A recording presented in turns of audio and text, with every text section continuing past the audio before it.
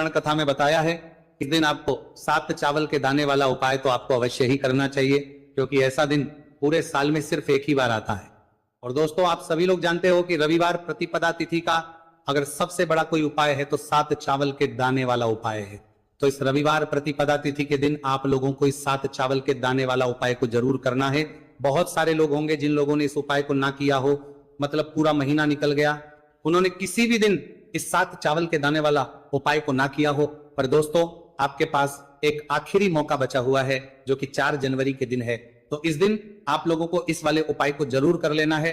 भले ही आपने पूरे महीने भर इस उपाय को ना किया हो, पर अगर आपने इस माघ महीने के रविवार प्रतिपदा तिथि के दिन अगर इस वाले उपाय को कर लिया तो आपको इस उपाय को करने का वह फल मिलेगा जिसकी आपने कभी कल्पना भी नहीं करी होगी। इसीलिए आप लोग इस वाले उपाय को एक बार जरूर कर लेना है, ताकि आप लोगों के हाथ से यह मौका ना जा सके और आपको इस उपाय को करने का फल मिल सके। दोस्तों, यह उपाय पंडित जी ने अपनी अभी की ही श्री शिव महापुराण की कथा में बताया है, जिस उपाय को आज हम आपको बहुत अच्छे से समझाने वाले हैं। इस वीडियो को देखने के बाद इस उपाय को के लिए आपको कोई और वीडियो को देखने की जरूरत नहीं पड़ेगी।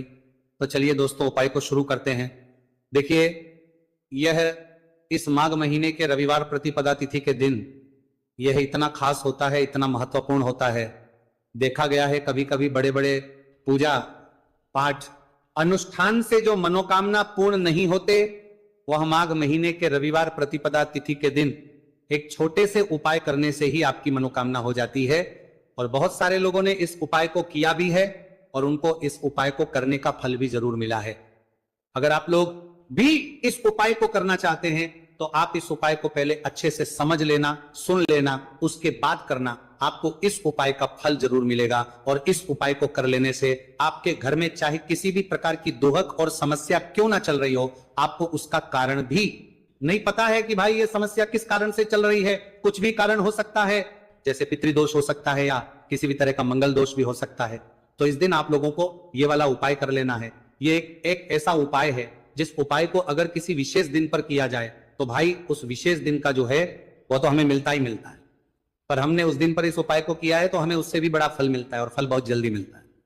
क्योंकि आप इस उपाय को बहुत ही बड़े और विशेष दिन पर कर रहे हो, तो अब उपाय के बारे में बात करते हैं। लेकिन उससे पहले आप लोगों को यह जानना आवश्यक है कि आखिर यह उपाय किस समय करना है, किसको करना है और कैसे करना है। तो चलिए हम आगे आपको वीडियो में एक एक करके बता देते हैं। लेकिन उससे पहले अगर आप लोग हमारे चैनल पर पहली बार आए हैं या फिर मेरी आवाज आज पहली बार सुन रहे हैं तो हमारे चैनल को सब्सक्राइब जरूर कर लेना और इस वीडियो को लाइक करके कमेंट बॉक्स में श्री शिवाय नमस्तु भयम ओम नमः शिवाय जरूर टाइप कर दें। तो दोस्तों, इस 7 चावल के दाने वाला उपाय को हमें इस रविवार प्रतिपदा तिथि के दिन कैसे करना है, किसको करना है, किस समय करना है और कहां पर करना है, ये सारे सवालों के जवाब आपको इस वीडियो में मिल जाएंगे। और जो ये वीडियो देखेगा भाई, उसको 7 चावल के दाने वाला उपाय जरूर करना चाहिए, क्योंकि इस दिन एक चावल के दाने का भी बहुत ही बड़ा और विशेष महत्व होता है। और जब बात आ जाए 7 चावल के दाने वाला उपाय की, तो यह सोने पर सुहागा वाली बात हो जाती है और यह एक बहुत ही बड़ा उपाय हो जाता है इस रविवार प्रतिपदा तिथि का। तो दोस्तों, इस 7 चावल के दाने वाला उपाय को आखिर करना किसको है, सबसे पहले हम लोग वो बात जान लेते हैं। तो देखो, घर की जो बड़ी माताएं बहनें होती हैं, उन माताओं बहनों में से कोई भी एक बड़ी माता बहन इस वाले उपाय को कर सकती है। और दोस्तों, अगर आप चाहें तो अपने घर में से सभी सदस्यों को भी इस उपाय को सकते हैं। अगर किसी व्यक्ति की खुद की कोई मनोकामना है, खुद की कोई दुख और परेशानी है जो कि वह अपने लिए ही करना चाहता है इस वाले उपाय को, तो वह खुद अपने लिए भी कर सकता है।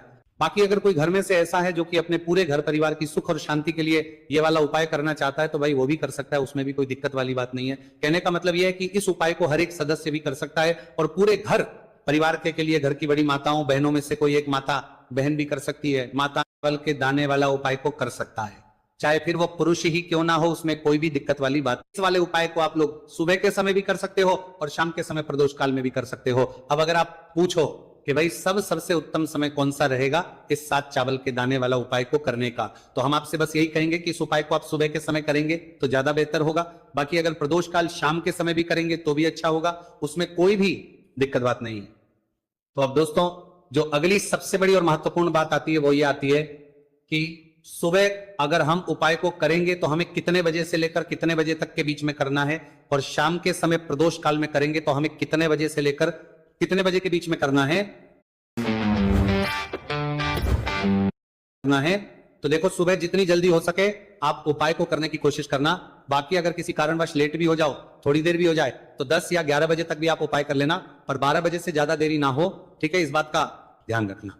उसके बाद में दोस्तों अगर शाम के समय प्रदोष काल की बात करें, प्रदोष काल का जो समय है होता है वो शाम के 6 बजे से शुरू हो जाता है। मतलब शाम के 6 बजे से लेकर 7 बजे के बीच का जो समय होता है, ये समय प्रदोष काल का समय होता है। तो आप इस उपाय को 7 या 8 बजे के बीच में भी कर सकते हो। मतलब शाम के 6 बजे से रात 8 बजे के बीच में आप कभी भी इस वाले उपाय को कर सकते हो, उसमें कोई भी दिक्कत वाली बात नहीं। देखिए दोस्तों, एक एक करते हुए हम उपायों को समझेंगे। सबसे पहला उपाय बहुत ही आसान सा उपाय है।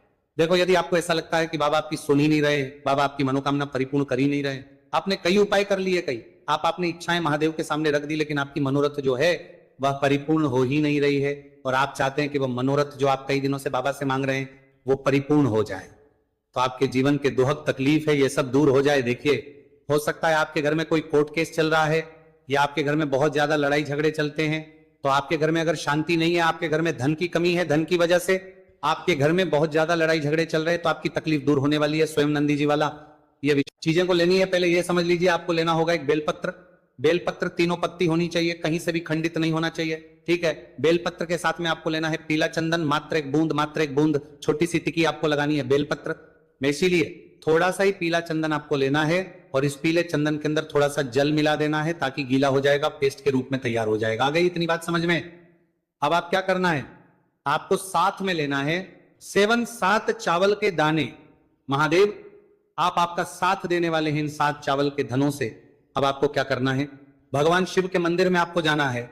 नंदी जी बैठे हैं, नंदी जी के पास में, मतलब जो पैर उठा हुआ रहता है ना नंदी जी का, उस साइड आपको, सीधे साइड आपको बैठना है। इस यहां पर जैसे ही बैठोगे, यहां पर आपको बेलपत्र लेना है, और बेलपत्र की जो ये बीच की जो डंडी है, यहां पर आप मात्र पीले चंदन